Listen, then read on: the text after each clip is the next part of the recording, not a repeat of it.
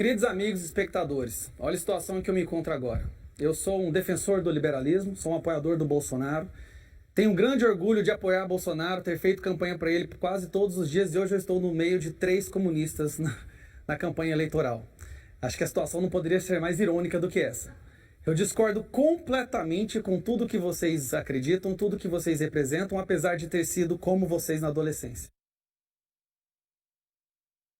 Não a esse extremo em que vocês se encontram, eu entendo, são fases que a gente passa. Mas é impressionante como que a educação no Brasil consegue doutrinar e sequestrar muita gente da nossa capacidade de entender a realidade, né? Coloca um prisma e essas pessoas simplesmente rejeitam o que é real e pensam no mundo utópico que só existe na mente deles. Em relação ao plano diretor, nós temos que entender que a sociedade ela precisa crescer, a nossa cidade está em expansão.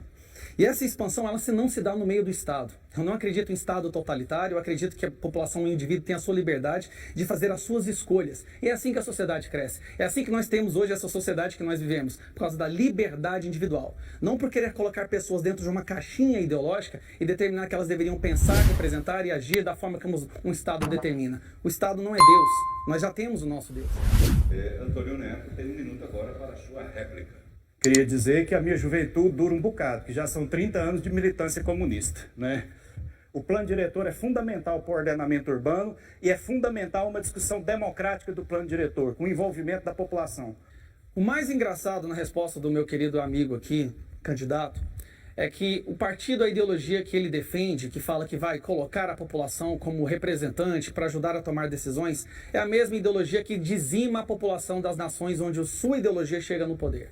Basta olhar nos países que foram comunistas pelo mundo a quantidade de pessoas que foram assassinadas, foram executadas e colocadas no paredão.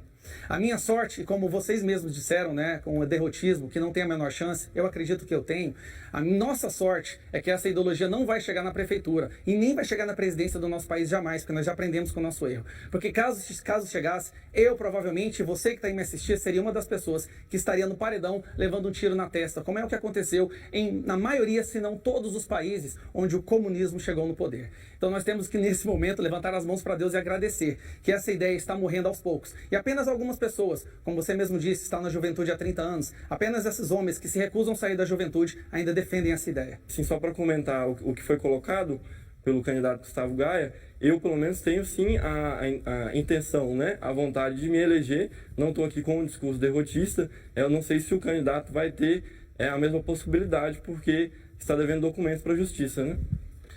É importante ler as notícias além da manchete. Não sei eu que estou devendo o documento, é o vice que estava devendo, já entregou, já protocolou. Se você tivesse lido o artigo inteiro, talvez você teria visto isso. A leitura é importante.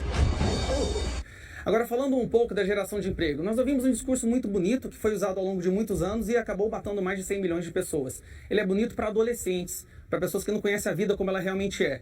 Eu sou um empresário, eu gero emprego há 8 anos. Há 8 anos gerando emprego, eu sei onde que o sapato aperta e o tanto que é difícil. E quando eu falo que é antagonista sim ao empreendedorismo, porque o que vocês defendem é um Estado maior, que é o mais peso nos nossos ombros. Mais difícil para nós empreendedores, para poder seguir todas as regulamentações, a burocracia, os tributos que nós temos que pagar. Muitas vezes nós não pagamos um salário maior para quem trabalha conosco, justamente porque é o Estado que está levando, o Estado que você diviniza tanto. Então, na verdade, eu gero emprego há 8 anos, eu sei onde o sapato aperta. Vou aproveitar até esses 10 segundos para gerar emprego nesse momento. Na minha escola, eu estou precisando de professores de inglês, porque nós estamos crescendo. Se você é um professor de inglês e está precisando de trabalho, por favor, entre em contato comigo. Você se colocou como bolsonarista, né? Aí eu gostaria de perguntar para você se você considera que a pandemia foi só uma gripezinha. Porque, ignorando a questão histórica de quantas milhões de pessoas, a gente sabe que essas 160 mil pessoas mortas têm o caráter aberto de genocídio. Isso é uma coisa que a gente sabe. E na opinião do nosso partido, essa responsabilidade foi principalmente do Bolsonaro. Porque uma política mais consequente teria cortado pelo menos um zero. Candidato, eu tenho certeza que, de acordo com a sua política, a sua ideologia, todos os insucessos que você teve na sua vida e todas as desgraças do mundo são culpa do Bolsonaro. É fácil quando a gente consegue culpar outra pessoa e tira de nós a nossa responsabilidade ou a nossa independência. Isso é uma coisa que é muito comum à esquerda. Eu sei disso porque eu estive lá na adolescência, mas graças a Deus eu consegui escapar desse calabouço ideológico.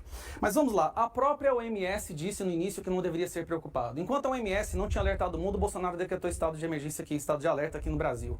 A OMS, tudo que ela falou, ela voltou atrás. O que o Bolsonaro tinha dito desde o início se provou ser verdade. A OMS agora está falando que não deveria ser tornada obrigatória a vacina. A própria OMS, que é a esquerda, que uma boa parte, inclusive, do jornalismo brasileiro defendia como grande baluarte da verdade. Então, o que ele tem feito tem diminuído muito as mortes aqui no nosso país. Se você for analisar em proporção de um número por milhão de habitantes, nós estamos em 6º lugar. E países que fizeram tudo o que deveria ter feito, lockdown absoluto, está tendo aumento agora. A Argentina, que está no lockdown mais longo, na quarentena mais longa do mundo, está tendo agora um aumento de óbitos. Então, é muito fácil culpar Bolsonaro, só que a gente tem que sair disso, tem que parar de colocar o lado emocional no discurso político, colocar o lado da lógica e da razão. O que nós temos percebido é que se tivesse feito desde o início o que ele sugeriu, que era hidroxicloroquina, eu posso te garantir que nós teríamos tido muito menos morte do que nós estamos tendo agora. E muita responsabilidade disso foi dos prefeitos e governadores que o STF determinou que seriam senhores feudais do Brasil, e foram prefeitos e governadores que agiram de forma a destruir a nossa economia e fazer essas ações catastróficas no nosso Brasil. Ok, 1 minuto para a sua réplica. O Bolsonaro é ao contrário de outros países, como a China e Cuba, que praticamente resolveram o problema, né? Porque tomaram medidas proporcionais. A gente viu que o Bolsonaro não conseguiu fazer isso em termos de prática. Quer dizer, então defender esse governo é defender um genocida. Então, um governo assassino, um governo genocida, um governo inimigo do povo e que tem que ser derrubado. Então é isso. O mais engraçado na resposta do colega é que ele usou China e Cuba como referência de como agir diante da pandemia.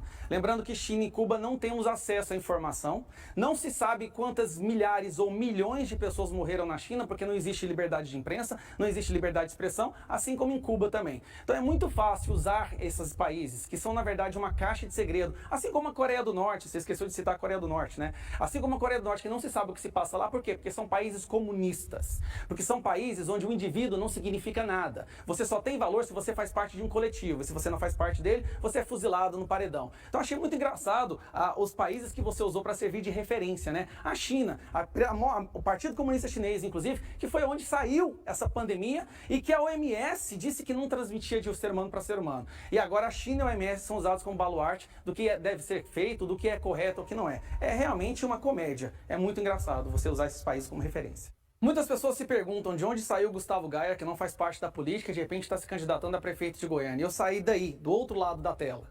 Igual a você, que estava indignado com o rumo que o nosso país estava tomando. Indignado com a doutrinação que acontece nas nossas escolas, que sequestram os filhos e colocam ele contra os pais, muitas vezes os transformando em comunistas. Porque é isso que a doutrinação tem feito ao longo dos últimos anos. Como nós vimos hoje, o comunismo cheio do ódio, que gosta de atacar. E uma resposta rápida ao querido amigo. Eu não demiti 20 pessoas da minha empresa porque eu tirei dinheiro de outro lugar para manter esse emprego. São 20 famílias. Eu não tenho vontade de ser grandioso, a ter mansões, não. Eu só quero pagar os meus boletos e é isso que eu quero para você. E é para isso que eu vou trabalhar. Para que todo mundo possa alcançar o seu sonho, conquistar a sua casa, o seu carro, todos os sonhos, ter a sua liberdade financeira. Só que para isso aconteça, Goiânia tem que se tornar uma cidade hospitaleira a quem quer empreender. E isso eu sei fazer. Eu sou um empresário, eu sei onde o sapato aperta. Então se você quer apoiar esse projeto, vamos virar o jogo. Dá tempo, pessoal. A gente pode fazer isso acontecer.